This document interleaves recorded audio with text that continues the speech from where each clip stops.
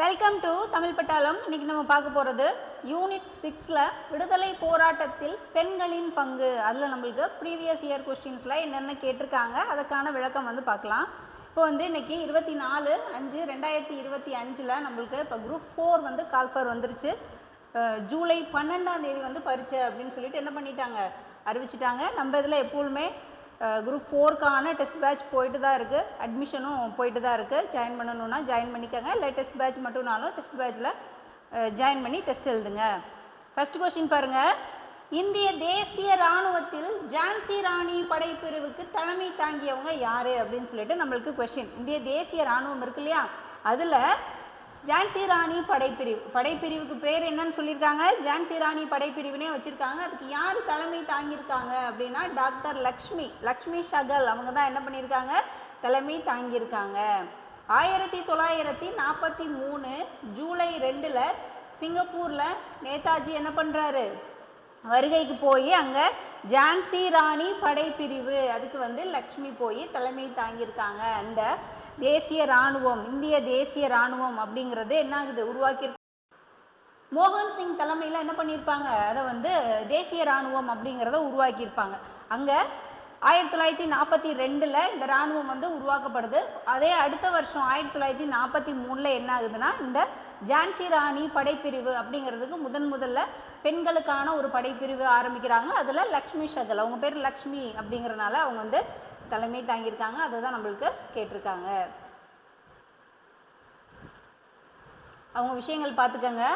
ஆஷாத் ஹிந்த் என்ற அரசாங்கம் நேதாஜி உருவாக்கிய தற்காலிக அரசாங்கத்தினுடைய மகளிர் அமைப்பினுடைய அமைச்சராக இருந்திருக்காங்க லக்ஷ்மி. 1971 இந்திய கம்யூனிஸ்ட் கட்சியில் சேர்றாங்க. 1998 பத்மபூஷன் விருது அவங்களுக்கு கொடுக்கப்படுது.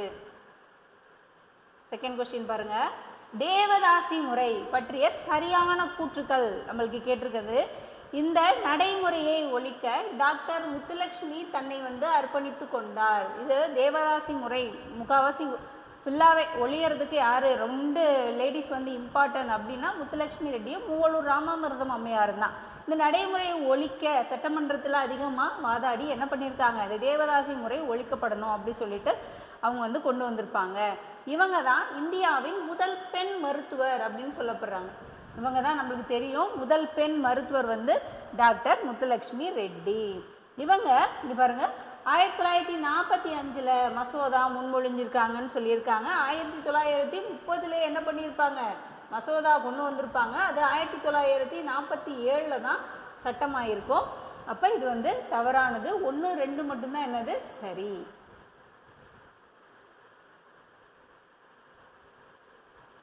1930 சென்னை சட்டமன்றத்தில் முத்துலட்சுமி அம்மையார் சென்னை மாகாணத்தின் இந்து கோவில்களுக்கு பெண்கள் அர்ப்பணிக்கப்படுறதை தடுத்து ஒரு மசோதா அறிமுகப்படுத்துகிறாங்க. நம்மளுக்கு கேட்டது அதுதானே, மசோதா எப்போ அறிமுகப்படுத்தியிருக்காங்க அப்படிங்கிறதா 1930 அப்படின்னு சொல்லிட்டு. அதாவது இந்த கோயில் வளாகத்தில் அல்லது இந்த கோயில் வழிபாடு தலங்களில் என்ன பண்ணுறாங்க, பெண்களை பொட்டுக்கட்டும் சடங்கு அப்படி சொல்லிட்டு இவங்க கோயிலுக்கு அப்படின்னு சொல்லிட்டு என்ன பண்ணிடுறாங்க, அதை ஒதுக்கி வச்சிடுறாங்க. அவங்கள தான் தேவதாசிகள் அப்படின்னு சொல்லிட்டு ஆரம்பிச்சிருக்காங்க. ஆனால் அவங்க தவறான முறைகளில் அவங்கள பயன்படுத்துறதுனால என்ன பண்ணுறாங்க, அந்த குற்றத்தை செய்வவங்களுக்கு குறைந்தபட்சம் 5 ஆண்டு சிறை தண்டனை அப்படின்னு சொல்லிட்டு ஆணையிட்டு இந்த மசோதா சட்டமாக்கப்படுது. அது 15 ஆண்டுகள் காத்திருந்து 1947 தான் என்ன ஆயிருக்கும் அப்படின்னா சட்டமாக கொண்டு வந்திருப்பாங்க.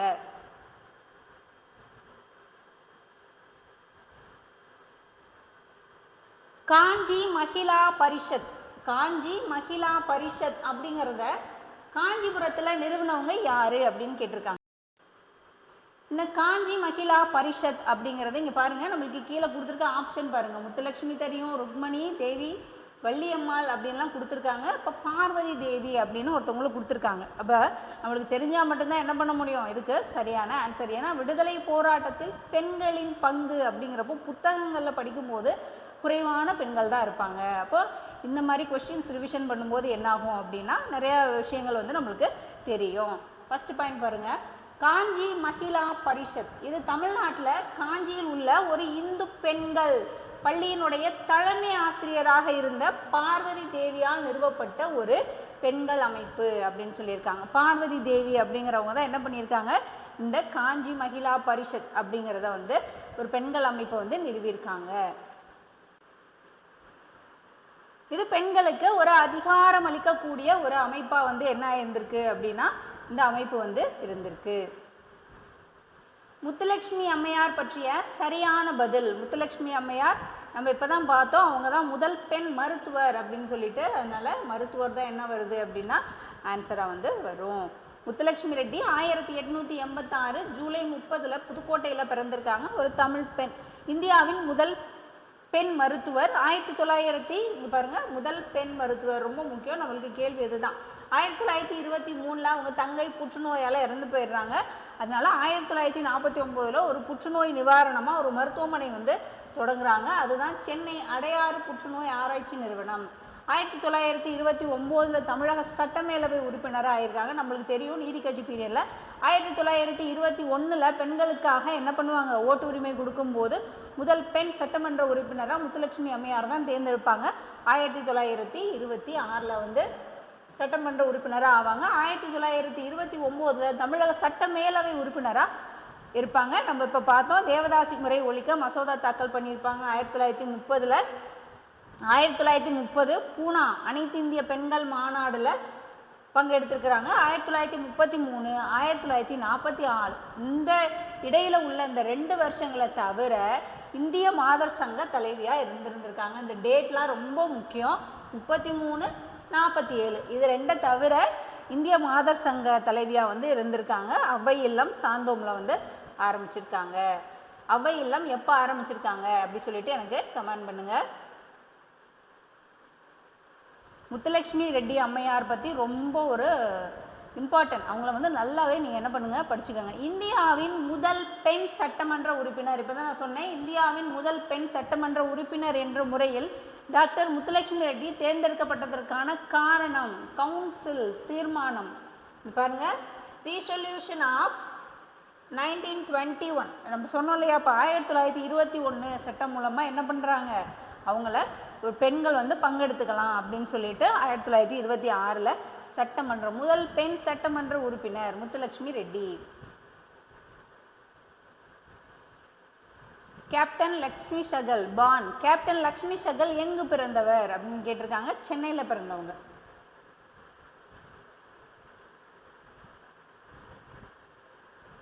லக்ஷ்மி சுவாமிநாதன், லக்ஷ்மி சகல் அப்படின்னு சொல்லிட்டு சொல்லப்படுறவங்க. இவங்க 1914 அக்டோபர் 24 வந்து பிறக்கிறாங்க. எங்கே பிறக்கிறாங்க, நம்மளுக்கு கேள்வி அதுதான், எங்கே பிறக்கிறாங்க. இப்போ முத்துலட்சுமி ரெட்டி எங்கே பிறக்கிறாங்க நம்ம பார்த்தோம், புதுக்கோட்டையில் பிறக்கிறாங்கன்னு பார்த்தோம்.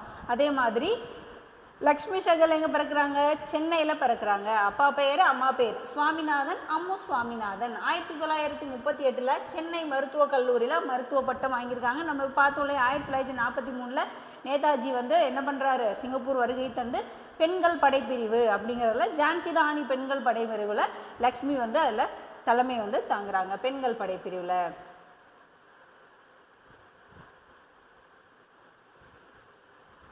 அதிநவீன வசதிகளுடன் கூடிய ரயிலில் அடிமைகளாக இருப்பதை விட சுதந்திரத்துடன் கூடிய ஒரு மாட்டு வண்டி சிறந்தது அப்படின்னு சொல்லியிருக்காங்க. சுதந்திரமாக இருக்கிறது தான் சிறந்தது, அது மாட்டு வண்டியாக இருந்தால் பரவாயில்ல அப்படின்னு சொல்லியிருக்காங்க. எல்லா வசதியும் இருக்கக்கூடிய ஒரு ரயிலில் பயணம் பண்ணால் அது அடிமைக்கு சமம் தானே, நான் சுதந்திரமாக இருக்கக்கூடிய மாட்டு வண்டியிலேயே பயணம் பண்ணிட்டு போகிறேன் அப்படின்னு சொல்லியிருக்காங்க. ரொம்ப ஒரு முக்கியம். அன்னி பெசன்ட்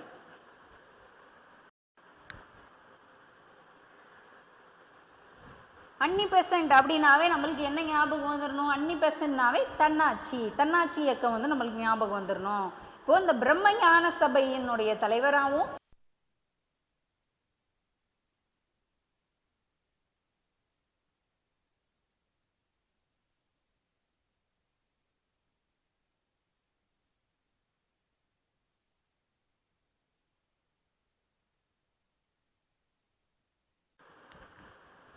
அன்னி பெசன்ட் அப்படின்னாவே ரொம்ப ஒரு முக்கியமான ஒரு பெண்மணி, அயர்லாந்து பெண்மணி அப்படின்னே சொல்கிறாங்க. அன்னி பெசன்ட்னாவே நம்மளுக்கு தன்னாட்சி இயக்கம் தான் ஞாபகம் வரும். இவங்க பிரம்மஞான சபையினுடைய தலைவராக இருந்திருக்காங்க.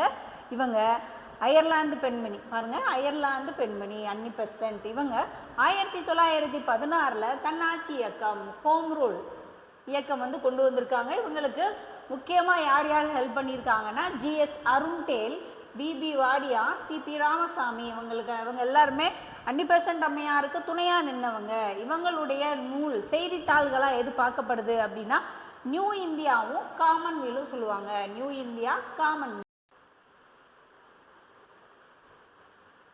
பாருங்க, இப்போ நம்மளுக்கு கொடுத்துருந்தது இதுதான்.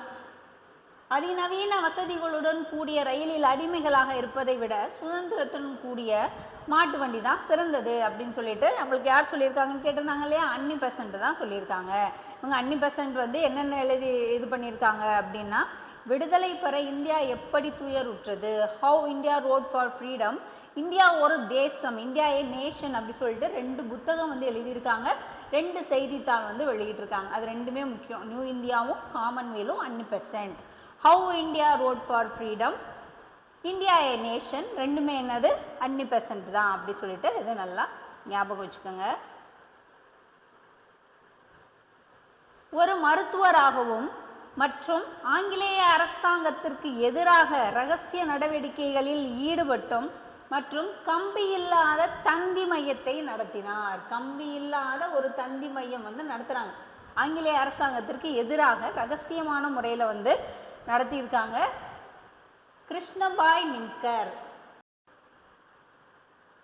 ஒரு மருத்துவராக இருந்திருக்காங்க. ஆங்கிலேய அரசாங்கத்திற்கு எதிரான ரகசிய நடவடிக்கைகளில் ஈடுபட்டு கம்பி இல்லாத ஒரு தந்தி மையத்தை நடத்திட்டு வந்தவங்க யாரு அப்படின்னா கிருஷ்ணபாய் நிம்கர் அப்படிங்கிறவங்க. இதுக்கு தான் என்ன பண்ணணும் அப்படின்னா ப்ரீவியஸ் இயர் கொஸ்டின்ஸ் வந்து நிறைய ரீட் பண்ணணும் அப்படின்னு சொல்லிட்டு சொல்லுவாங்க. 1934ஆம் ஆண்டு மெட்ராஸ் தொகுதியில் நடைபெற்ற 9வது பெண்கள் மாநாட்டுக்கு தலைமை தாங்கினவங்க யாரு அப்படின்னா 9வது பெண்கள் மாநாடு அப்படின்னு சொல்லிட்டு நடக்குது. அதுக்கு வந்து தலைமை ஏற்றிருக்காங்க. முத்துலட்சுமி ரெட்டி தான் என்ன பண்ணுவாங்க, அதுக்கு தலைமை தாங்கிடுவாங்க. இயர் பாருங்க 34. நம்ம ஏற்கனவே இது பார்த்தோம். 1933, 1947 இந்த 2 வருஷத்தை தவிர மிச்சம் எல்லா இந்திய மாதர் சங்க தலைவியாகவும் முத்துலட்சுமி ரெட்டி தான் இருந்திருக்காங்க. அப்போ 9வது பெண்கள் மாநாட்டுக்கும் முத்துலட்சுமி ரெட்டி தான் இருந்திருப்பாங்க. இவங்க நிறைய சட்டங்கள் சீர்திருத்தங்கள் வந்து கொண்டு வந்திருக்காங்க இல்லையா. சாரதா சட்டம், இந்து சட்ட மசோதா, தேவதாசி சட்டம், உலகளாவிய வயது வந்தோர் உரிமை, தொழிற்சாலை மற்றும் சுரங்க சட்டம், மகப்பேறு சலுகைகள் சட்டம் அப்படின்னு சொல்லிட்டு முத்துலட்சுமி அம்மையார் வந்து நிறைய சட்டங்கள் கொண்டு வந்திருக்காங்க. அதே மாதிரி அவங்களால நிறுவப்பட்ட அமைப்புகள் வந்து நிறைய வந்து கொடுத்துருக்காங்க.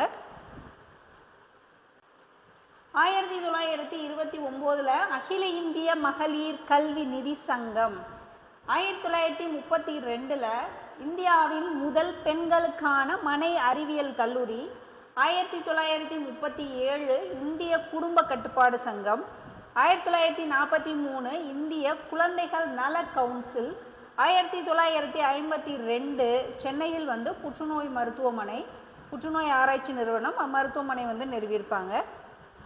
புதுடில்லியில் உள்ள மன வளர்ச்சி குன்றிய குழந்தைகளுக்காக அம்ரித் கௌர் பால் விஹார் அப்படின்னு சொல்லிட்டு 1964 இது மன வளர்ச்சி குன்றிய குழந்தைகளுக்காக நடத்தப்பட்டது தான் இருந்தது. அந்த இயர்ஸ்லாம் பாருங்கள் ரொம்ப ஒரு முக்கியமானது. 29 அகில இந்திய மகளிர் கல்வி நிதி சங்கம், 32 மனை அறிவியல் கல்லூரி, 37 இந்திய குடும்ப கட்டுப்பாடு சங்கம், 43 இந்திய குழந்தைகள் நல கவுன்சில், 52 புற்றுநோய் நிறுவனம், 64 மன வளர்ச்சி குன்றியர்களுக்காக அம்ரித் கௌர் பால் விஹார் அப்படிங்கிறத வந்து ஏற்படுத்தியிருக்காங்க. 1926ஆம் ஆண்டு நடைபெற்ற அகில இந்திய பெண்கள் வாக்குரிமை ஒன்றிய மாநாட்டில் இந்தியாவில் சார்பில் பங்கேற்றவர் யார் அப்படிங்கிறத நம்மளுக்கு கொஸ்டின் வந்து கேட்டிருக்காங்க. ருக்மணி லக்ஷ்மிபதி தான் என்ன பண்ணியிருப்பாங்க, அதில் பங்கெடுத்துப்பாங்க. அகில உலக பெண்கள் வாக்குரிமை ஒன்றிய மாநாடு, அதில் 1926 இந்தியாவின் சார்பில் பங்கெடுத்தவங்க யாரு அப்படின்னா ருக்மணி லக்ஷ்மிபதி வருவாங்க. ருக்மணி லக்ஷ்மிபதி. பின்வருவனவற்றுள் அரசு மகப்பேறு கண் மருத்துவமனையில் இந்தியாவின் முதல் பெண் பயிற்சி அறுவை சிகிச்சை நிபுணர் யார் அப்படின்னா டாக்டர் முத்துலட்சுமி தான். முத்துலட்சுமி அம்மையார் தான் வருவாங்க. 3 ஆப்ஷன் ஃபர்ஸ்ட் பாருங்க, ஆப்ஷனுமே நம்மளுக்கு வராது. மகப்பேறு மருத்துவமனை அப்படிங்கிற வரப்போ என்ன ஆகுது அப்படின்னா முத்துலட்சுமி அம்மையார் தான் வருவாங்க. அரசு மகப்பேறு மற்றும் கண் மருத்துவமனையில் இந்தியாவின் முதல் பெண் பயிற்சி அறுவை சிகிச்சை நிபுணர்.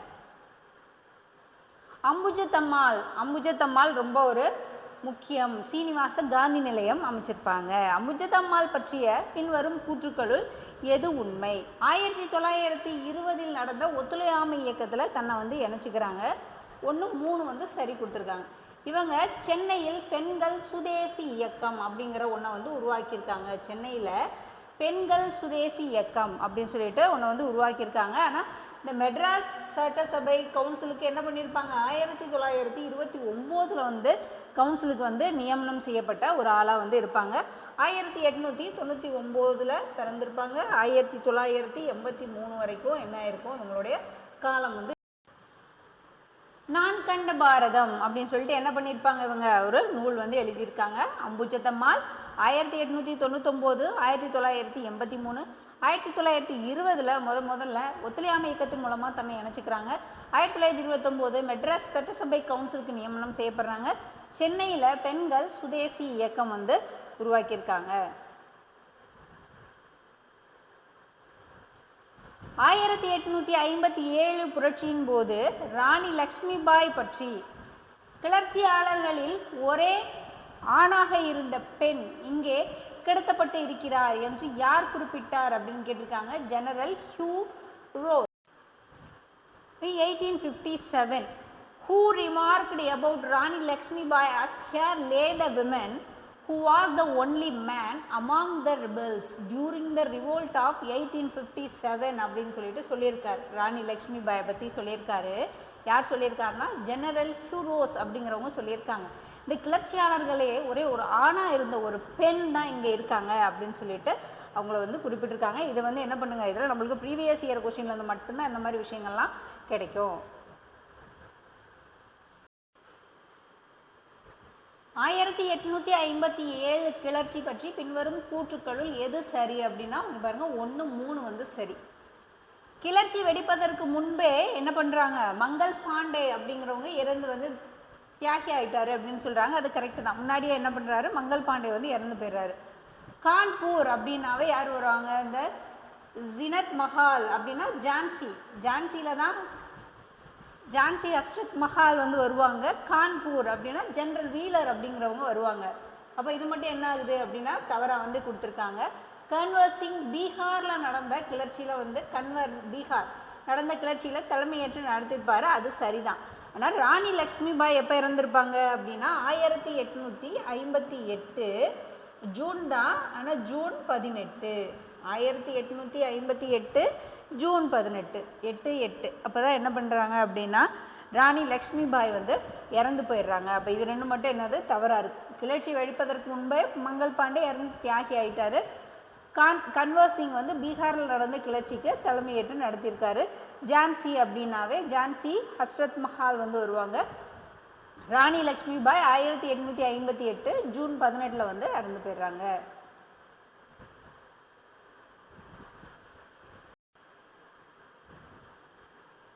அம்புஜத்தம்மாள் பற்றிய பின்வரும் தொடர்கள். அம்புஜத்தம்மாள் பற்றிய கூற்றுக்கள் 1, 2, 4 வந்து சரி, 3 மட்டும் என்ன ஆகுது அப்படின்னா தவறானதாக வருது. அம்புஜத்தம்மாள் நம்ம இப்போ தான் பார்த்தோம். 1920 அந்த என்ன பண்ணுறாங்க, முதல்ல 20 வந்து இந்த ஒத்துழையாமை இயக்கம் அப்படிங்கிறது மூலமாக அவங்க வந்து என்ன பண்ணுறாங்க, கலந்துக்கிறாங்க அப்படின்னு சொல்லி பார்த்தோம். அதே மாதிரி சட்ட மறுப்பு இயக்கத்துலேயும் என்ன பண்ணுறாங்க, கலந்துக்கிறாங்க. அது கரெக்டு தான். காங்கிரஸினுடைய 3வது சர்வாதிகாரி அப்படின்னு சொல்லிட்டு அவங்க சொல்கிறாங்க. காங்கிரஸின் 3வது சர்வாதிகாரி அப்படின்னு சொல்லிட்டு அம்புஜத்தம்மாளை குறிப்பிடுறாங்க. இவங்க 1964 இவங்களுக்கு பத்மஸ்ரீ விருது வந்து கொடுத்துருப்பாங்க. இது எல்லாமே சரிதான். இந்த தமிழ் இலக்கியம் இசை இதுக்காகலாம் என்ன பண்ண மாட்டாங்க, இவங்க அரும்பாடு பட்டிருக்க மாட்டாங்க. அது மட்டும் கொடுத்துருக்காங்க. அது மட்டும் என்னது தவறு, மாற்றி கொடுத்துருக்காங்க.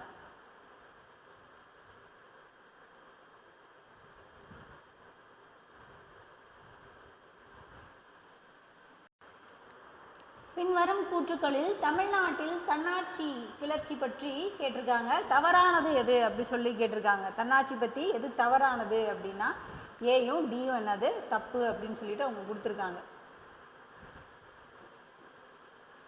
நம்ம சரியானது ஃபஸ்ட்டு ஒரு பார்த்துக்குவோம். ஜூலை 1916 எழும்பூரில் ரயில் நிலையம் எதிரில் பெருத்த ஆர்ப்பாட்டத்தை மாணவர்கள் அரங்கேற்றினார். எதுக்காக அப்படின்னா இந்த தன்னாட்சி கிளர்ச்சி அப்படிங்கிறது 1916 என்ன பண்ணியிருப்பாங்க, திலகர் ஆரம்பிச்சிருக்காங்க, அன்னி பெசன்ட் வந்து ஆரம்பிச்சிருக்காங்க.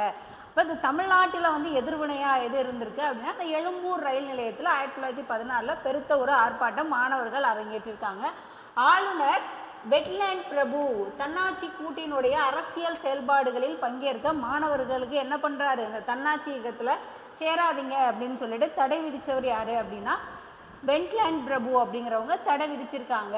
இவங்க பாருங்க, இங்கே தன்னாட்சி இயக்கம் அப்படின்னாவே அதிகமாக வர்றது யார் வருவாங்க அப்படின்னா சீனிவாச ராவ் வந்து அன்னி பெசன்ட் அம்மையாருக்கு துணையாக வந்து இருந்திருப்பாங்க. சீனிவாச சாஸ்திரி வந்து துணையாக இருந்திருப்பாங்க. அதுதான் வந்து வந்திருக்கும், தலைமை அப்படின்றது வந்திருக்காது. இங்கே வந்து சீனிவாச சாஸ்திரி வந்து தன்னாட்சி இயக்கத்தில் அன்னி பெசன்ட் அம்மையாருக்கு துணையாக இருந்திருப்பாங்க அப்படிங்கிறது சரி. அன்னி பெசன்ட் அம்மையார் கைதுக்கு அப்புறம் தன்னாட்சி கிளர்ச்சியில் வந்து யார் ஈடுபட்டிருக்க மாட்டாங்க, ராஜகோபாலாச்சாரியார் வந்து ஈடுபட்டிருக்க மாட்டாங்க. அதனால் அது ரெண்டு மட்டும் என்னது தவறானது. சென்னை மாணவர் மன்றம் அமைக்க காரணமாக இருந்தவர், சென்னையில் மாணவர் மன்றம் அப்படின்றத ஒன்று ஏற்படுத்தியிருக்காங்க. யார் ஏற்படுத்தியிருக்காங்க, டாக்டர் எஸ் தர்மாம்பாள் வந்து ஏற்படுத்தியிருக்காங்க மாணவர் மன்றம். மறுமணம் செய்து கொள்ள மறுத்திருக்காங்க, கல்விக்காக போராடி இருக்காங்க. ஆங்கிலேயர் ஆட்சி காலத்தில் கல்வியாளராகவும் இருந்திருக்காங்க. 35 ஆண்டுகள் சிறப்புடன் செயல்பட்டவர் யாரு அப்படின்னு பார்த்துக்கோங்க. இவங்க யாருமே வரமாட்டாங்க, தர்மாம்பாள், ரமாபாய் இவங்க எல்லாருமே வரமாட்டாங்க அப்படிங்கிறது நம்மளுக்கு தெரிஞ்சாவே என்ன பண்ணிடலாம், மறுமணம் செஞ்சுக்கல, கல்விக்காக போராடி இருக்காங்க, ஆங்கிலேயர் ஆட்சி காலத்தில் கல்வியாளராக உயர்ந்து 35 ஆண்டுகள் சிறப்புடன் பணியாற்றியிருக்காங்க அப்படின்னு சொல்லிட்டு லீலாவதி அவங்கள வந்து குறிப்பிட்டிருக்காங்க. ஆர் லீலாவதி. உப்பு சட்டங்களை மீறியதற்காக அபராதம் கட்டிய முதல் பெண்மணி யாரு அப்படின்னா ருக்மணி லக்ஷ்மிபதி. இது நம்மளுக்கு 10th புக்கில் வந்து இருக்கும். உப்பு சட்டத்தை மீறியதற்காக அபராதம் கட்டிய முதல் பெண்மணி ருக்மணி லக்ஷ்மிபதி. மதிப்பெற்ற மைனர் நூலினுடைய ஆசிரியர் மூவலூர் ராமாமிர்தம். மதிப்பெற்ற மைனர் அப்படின்னு சொல்லிட்டு எழுதியிருப்பாங்க. யார் எழுதியிருக்காங்க அப்படின்னா மூவலூர் ராமாமிர்தம் வந்து எழுதியிருக்காங்க. மூவலூர் ராமாமிர்தம் அம்மையார் அப்படின்னாலே நம்மளுக்கு ஞாபகம் வர்றது இந்த தேவதாசி முறை அப்படிங்கிறதா. இந்த தேவதாசி முறைக்காக என்ன பண்ணுறாங்க அவங்கன்னா, இந்த தாசிகளின் மோசவலை, மதிப்பெற்ற மைனர் அப்படின்னு சொல்லிட்டு சுயசரிதை எழுத ஆரம்பிக்கிறாங்க. ஏன் அப்படின்னா இந்த தேவதாசி முறைனா என்ன, அதில் இருக்கக்கூடிய கொடுமைகள் என்னென்ன, அதிலிருந்து அவங்க மீண்டு வந்த அனுபவங்களை எல்லாருக்கும் வெளிச்சத்துக்கு கொண்டு வரணும் அப்படின்னு சொல்லிட்டு ஒரு சுயசரிதையாக எழுதுறது தான் என்னது தாசிகளின் மோசவலையும் மதிப்பெற்ற மைனர் அப்படிங்கிறதும். இந்த குரூப் 4 அப்படிங்கிறது கால்ஃபர் பண்ணியிருக்காங்க. நீங்கள் வந்து ரெகுலராகவே இதை வந்து வாட்ச் பண்ணிட்டு வாங்க. நம்ம டாபிக் வைஸாக என்ன பண்ணலாம், இதே மாதிரி ஒரு வீடியோஸ் வந்து நம்ம போட்டுடலாம். உங்களுக்கு ரிவிஷன் பண்ணுறதுக்கு யூஸ்ஃபுல்லாக இருக்கும். இப்போ ப்ரீவியஸ் இயர் கொஸ்டின்லாம் நம்ம எப்படி கேட்டிருக்காங்க, நம்ம எந்த வகையில் நம்ம படிச்சுட்ருக்கோம், புக்கு படிச்சுட்ருக்கோம், ஆனால் அந்த புத்தகத்துலேருந்து எந்த இதை வந்து பாயிண்ட் அவுட் பண்ணி அவங்க எடுக்கிறாங்க அப்படிங்கிறதுக்காக நம்ம என்ன பண்ணலாம், ப்ரீவியஸ் இயர் கொஸ்டின்ஸ் வந்து ரெகுலராக வந்து பார்க்கலாம். அதே மாதிரி நம்ம தமிழ் கொஸ்டின், ஜிஎஸ் கொஸ்டின் வந்து ரிவிஷன் பண்ணிட்டு தான் வந்துட்டுருக்கோம். இப்போ அடுத்து குரூப் 4னால அதுக்கேற்ற மாதிரி நீங்கள் டெஸ்ட் பேட்ச் போடனாலும் போட்டுக்கலாம், இல்லை அட்மிஷன் வந்து போயிட்டு தான் இருக்குது, ஜாயின் பண்ணிக்கோங்க. நெக்ஸ்ட் அடுத்து ஒரு வீடியோவில் பார்க்கலாம். தேங்க்யூ.